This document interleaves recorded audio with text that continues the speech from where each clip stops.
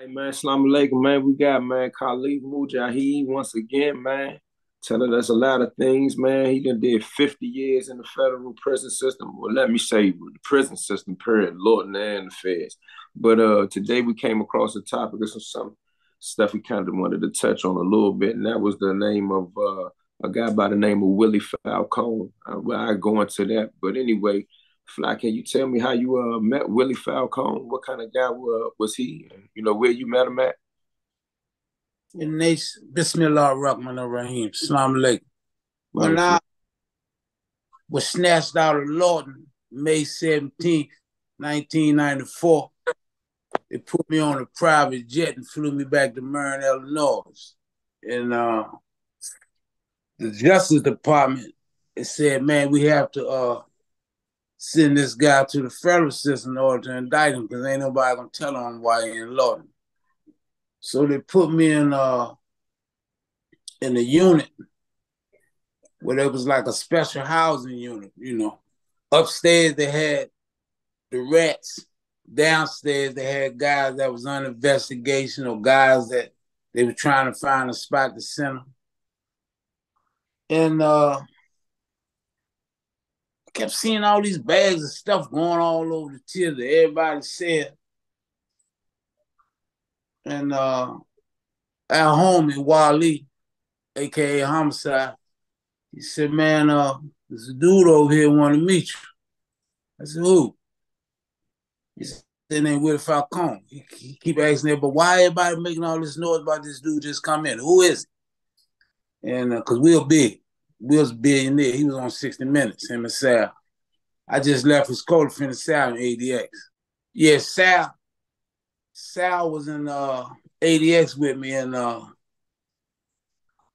I used to try to get word to Will through Sal, but they lost contact. But anyway, Will sent me a letter. He said, man, I'm Will Falcone. I ain't know who he was. I ain't know, I just left Lawton, you know. He said, what you need, man? But I'm still traumatized by being snatched out of Lawton. And they put me on a private jet like I was El Chapo or somebody. You know what I mean? And Sure, how was that? I never seen that. How did that go real quick though? Like, you know, they snatched you from Lord. So for people who don't understand, how did that whole thing go?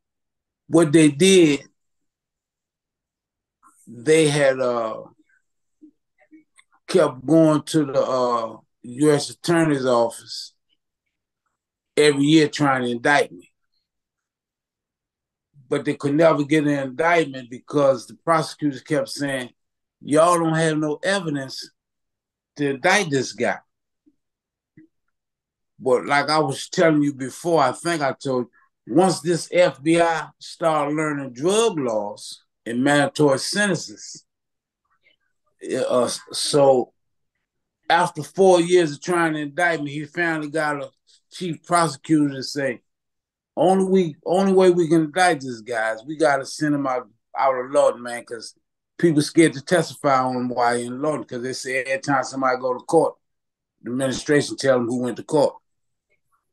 So on May 17th, me and Curtis Wills and Lee, we was talking, and I was in my cell watching the video, man. And they said, "Till wet." I hurry up and put my blunt out, put my handcuff key under my tongue, right?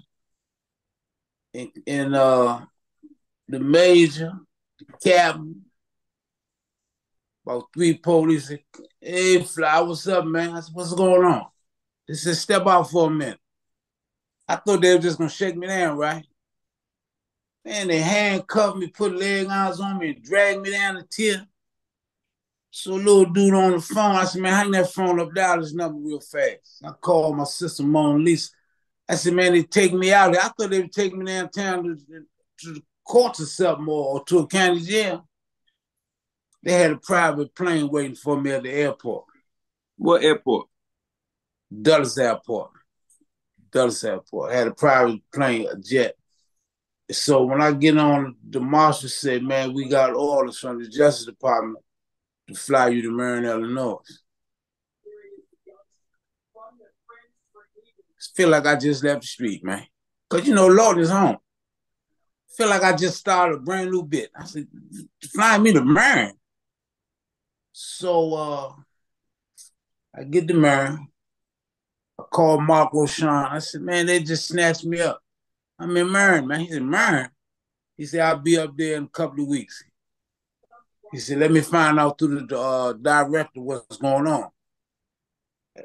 So he called the director and he said, man, he on investigation from the Justice Department. We had orders to send him out. He said, this is a D.C. Code prisoner. He don't supposed to be in the federal system. He supposed to be doing his sentence in law. He came back in 1980 on a federal court order to do his D.C. time in law. They said, well, the Justice Department said he on investigation by Attorney General. So Will Falcone is trying to figure out why all these police and all these everybody in the units making all this noise, but fly back, y'all dudes upstairs holler, say, fly back, fly down there. So he said, what you need, man? I said, I don't have anything, man. He sent me about 3 or 4 big bags of groceries, cosmetics, stamps. So I said, who is this dude? So Wally said, that's Will Falcone. That's the dude. He said, that's Will Falcone. That's the dude that had on 60 Minutes. They say he's one of the biggest drug dealers out of Miami. They used to use his boats for Miami Vice. I said, yeah. He been thirsty to talk to somebody that he could relate to because he ran a bunch of clowns and vagabonds and, you know what I mean? So he said, hey, man, you got to go out direct to talk. So we go out direct. He say, why are they making all this noise about you? So I tell him who I was. I say, you do this every week, send everybody on the tier? He said, every week, man, I get a list from everybody. He said, it ain't nothing. It's peanuts. He said, I love doing it. So he said, what they bring you back for? I said, I really don't know, man. Because at the time, I didn't know. So he's watching me work out. I used to watch him work out. So we gradually start talking. You know what I mean? He tell me how some dudes killed this woman at the mall on the parking lot. He's telling me about how he's fly back to Cuba every year and take food and stuff because he's really out of Cuba. You know what I mean? Show me pictures of his family. So we start getting close. We got an intimate relationship that he ain't sharing with nobody else because he feel like these dudes, you know what I mean? He can't relate to them dudes. They can't relate to him. All they wanted something to eat, a bag of chips, some candy, some cigarettes, and Bugler. But we talking big boy stuff. You know what I mean? So he was saying, man, I'm glad to meet you. He called me Moscow. That's fly in Spanish. Hey, Moscow. So he said, I gotta move over there next to you, man. So he moved next door to me. And we used to be in the back window talking all night. And the things this guy used to tell me, the stuff you see in the movie, man. You know what I mean? I didn't believe this dude was this big. So at what point did you know that he was who he said he was? Because he get legal visits every week and lawyers fly all the way up there. Don't nobody in the unit. This dude get legal visits after 3 or 4 lawyers. I said, this dude big. They said, that's the dude was on 60 Minutes. So he started showing me all his boats and yachts. And he said, the boats that Don Johnson and them used to drive in Miami Vice, those are my boats. I said, yeah. He said, man, I want to do something for you, man. And had his lawyer send my mother a rack of money, man, to pay for my legal bills. After 9 months, the Washington Post indicted me and had me on the front page saying inmate ran multi-million-dollar drug ring in his cell in Lawton. was on the front page of the Washington Post. He said, man, let me see that. I let him read it. He started clowning me. He said, Pablo Escobar used to be my idol. Now you my idol, fly. He was yelling that on the tier? Nah, the window. We was talking the window. And we used to go to the back window so the clowns couldn't hear us, right? He said, man, give me a copy of this article. So I said, I'm going to get you a copy. And they talked about how they called me Mr. Big and Slim and Fly and Papa, all that's in the article. I think you got a copy of it. If you don't, I'll give you a copy. So he said, man, you ran a multi-million-dollar drug ring out your cell. I said, that's what they say. He said, man, he loved my mother and my sister Mona Lisa, man. So the lawyers used to stay in touch with them. And so Mark Rashawn flew up there a couple of times. So they bought me the phone. So my mother, my family, my children, everybody there, and Mark Rashawn, he said, man, they had you all on the news, all over the news channel, had you in the Washington Post. The U.S. Attorney in Virginia, the Director of Public Corrections was interviewing and talking about you. This, so Mark Rashawn said, man, we're going to have fun fighting this case. I said, yeah, we got to fight it, man, because they ain't got me right. So I got indicted February 10th, 95. They brought me back to court in March 95, put me in the county jail in Arlington, had me on no human contact, saying that I have to come out by myself. I can't talk to no inmates, can't make no phone calls unless to my lawyer. And I'm trying to get in touch with Will to let him know I really need you now, man. These people's talking about giving me life with no parole for a 10-count indictment. So my former lawyer, Kenneth Mundy, who represented me on the DC case that I had 75 life, they gave that back. He called Mona Lisa and said, man, let my man know I'm ready. If he want me, I said, tell Kenneth, man, we might need him, but this dude, Mark Rashawn, everybody in the city, man, keep talking about how he's a wizard. You know what I mean? Because I had Mark for 4 years while I was in law, and I done got Mark millions of dollars for getting crimes for him because he's used my name to everybody. You know I got Fly. You know I represent Fly. You know, he just tell all the dudes, Potomac Gardens, everybody catch cases. You know I represent Fly. And I wound up going to trial in May 95. I beat 5 counts. I get convicted of 5 counts. You know, under the Kingpin statute, CCE, attempted criminal enterprise, conspiracy, and some fake stabs that they say I order people to hit. You know, the rat Paul, the rat Michael Dobbs, they came to court, testified. The dude Walter Harris, who set the whole case up, he's the one contacted the FBI to set the whole case up. Dude that said he was in McNair Island with me, said he was with me when we went to war with the Mexican Mafia. So he came to court, his wife came to court, Walter Harris, Michael Dobbs, Paul Glims out Southwest, dude out of Kenilworth, he came in there in the wheelchair. Dude, they brought dudes in I never seen before, you know. And they give me 5 counts guilty, 5 counts not guilty, because I had to take the stand and fight for him because Mark Rashawn sold me out. The warden, captains, the major, unit managers, all of them said, man, call us to court so we can come testify. This man ain't ran no drug ring down here because we would have locked him up. There's nowhere in the world he ran a drug ring for 4 years in our prison. We ain't know it. You know what I mean? They said he had power because he was the lead, you know, the leader of the boxing team, and you know, he head detail man, you know, he ran the jump. But as far as drugs, Mark Rashawn wouldn't call none of them people. because he was on investigation for something with dealing with rape. And the Fed said, man, we need this dude fly. We need this conviction, man.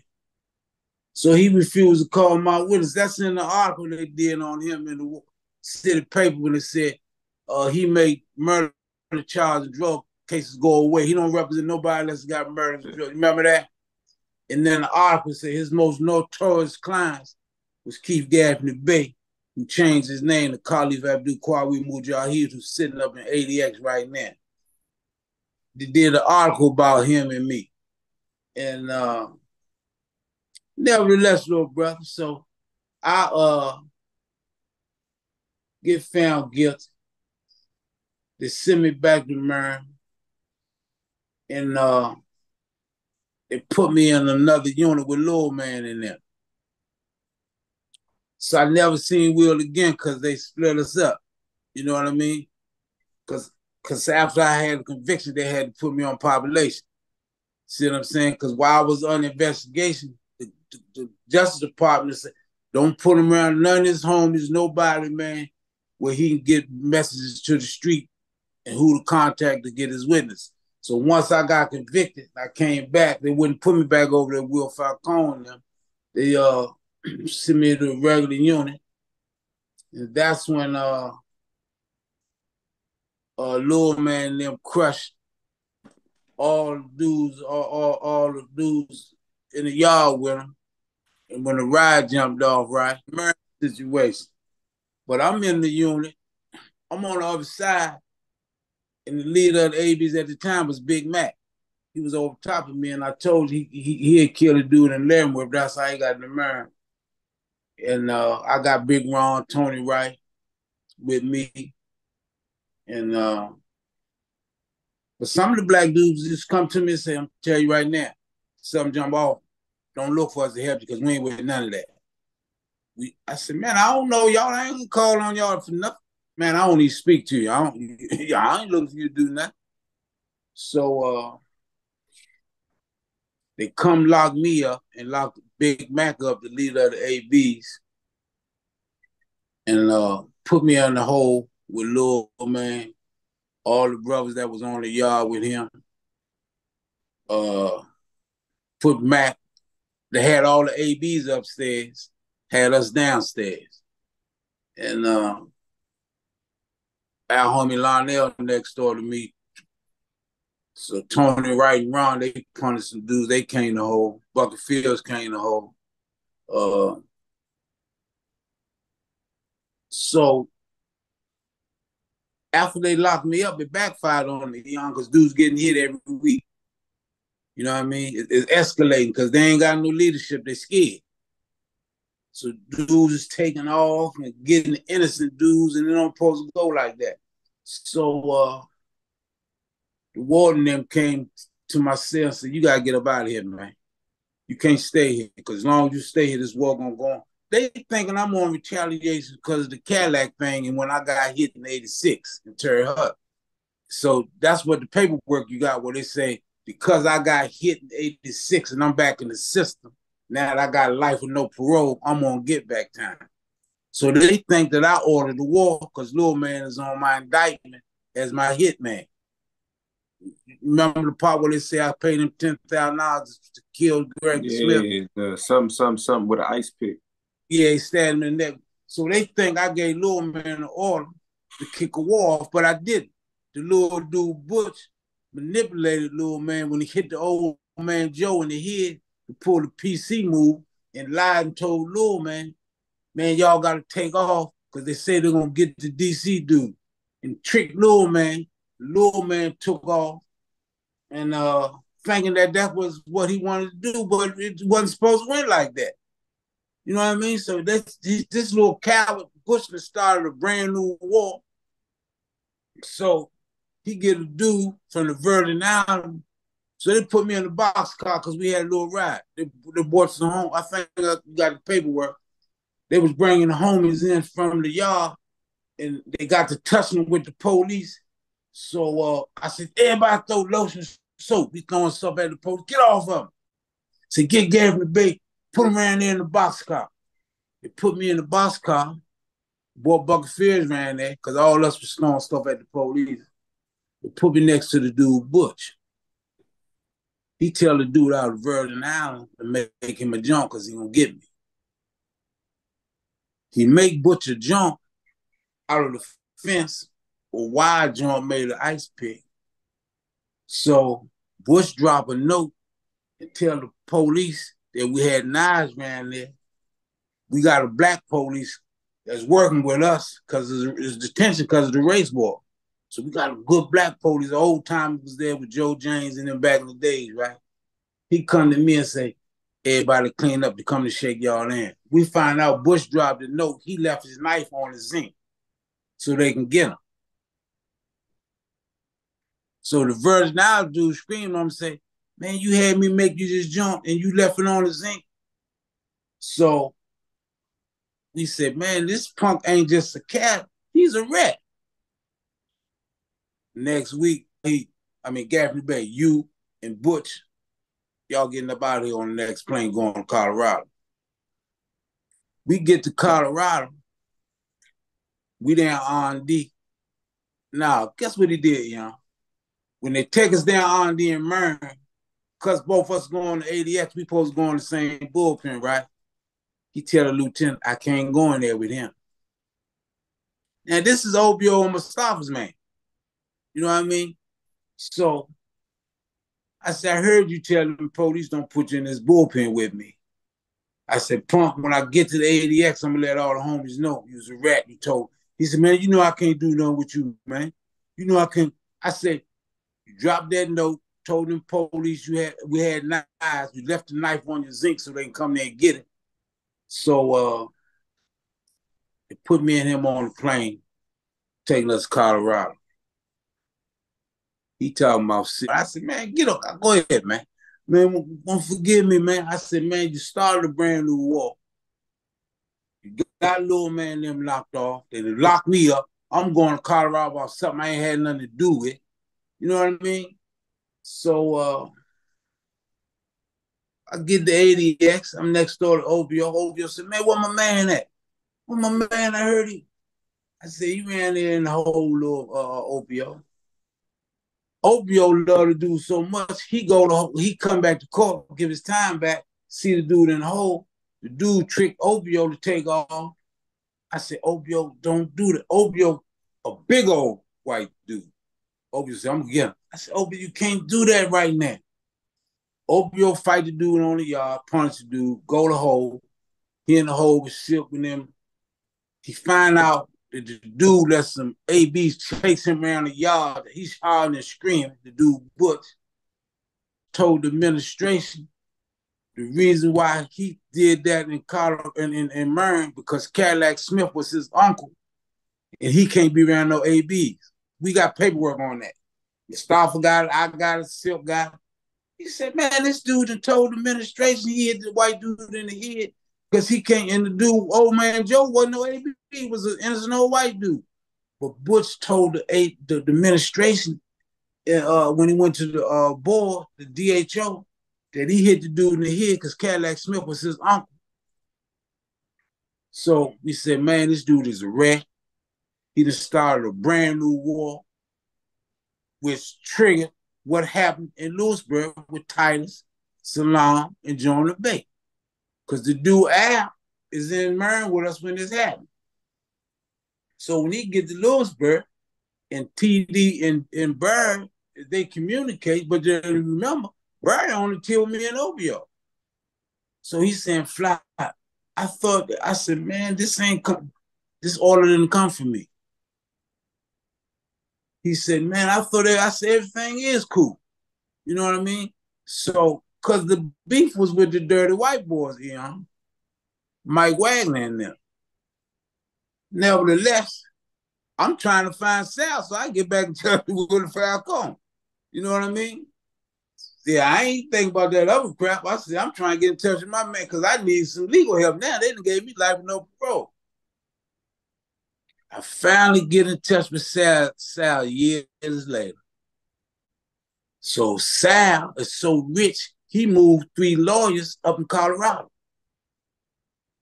So me, Pretty B, Bundy, Long live Bundy, man. long live Bundy. Man, we got some good homies over there. But I got the Colombian dude, Martha, who Will and Falcone introduced me to in Marion. So we'll say, Marta, take care of him. So when I run back into him in ADX, Pretty B and them guys. So I said, you remember me, Mom? We was on the tip together in Marion. He said, yeah, fly, Moscow. Because Will introduced me as Moscow. Every week, he got me. He said, you take care of all your homies. But he loved Pretty B. So I said, Pretty B, I ain't gonna step on you. He said, no, you got him. You just take care of everything. Give me my issue, and I make sure all the homies and the Muslims get their issue. You know what I mean? But I'm still trying to find Sal. You know what I mean? So when we finally get over in that part of the program where Sal was at, I called him to myself. I said, Sal, he get paranoid because he don't believe that I know Will like that. But when I tell him how Will had the lawyers write me, when I gave him the lawyer's name, I still got him. He said, if you got that information, we'll really deal with you because Will ain't going to get that to anybody. And I tell him how Will's twins' mother got killed at the mall. He said, yeah. I said, I need some help, Sam. He said, give me an address. You know what I mean? So he was getting me. You know what I mean? And I get word later on that Will is on the street, man. Because every joint he goes through, he always look out for the homies. And the dude with, what's the dude? Will used to give us 100 books of stamps and 300 stamps. I got 1,000 books of stamps. There's too many stamps. Hey, you want 100 books? So I said, yeah. He said he went in the street. Nah, a Puerto Rican dude told me in ADX, said, man, Will Falcone in the street. So when they put me over in the K unit with the Unabomber and Terry Nichols and Hoover and them, they say Sal upstairs.